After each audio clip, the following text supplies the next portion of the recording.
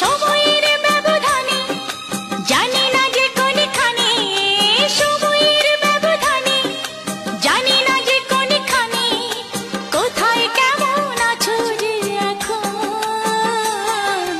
কোথায় কেমন আছো যে এখন, ও কোথায় কেমন আছো যে এখন। আজ 18 বছর পরে পুরনো দিঘির পাড়ে একা একা এলাম যখন,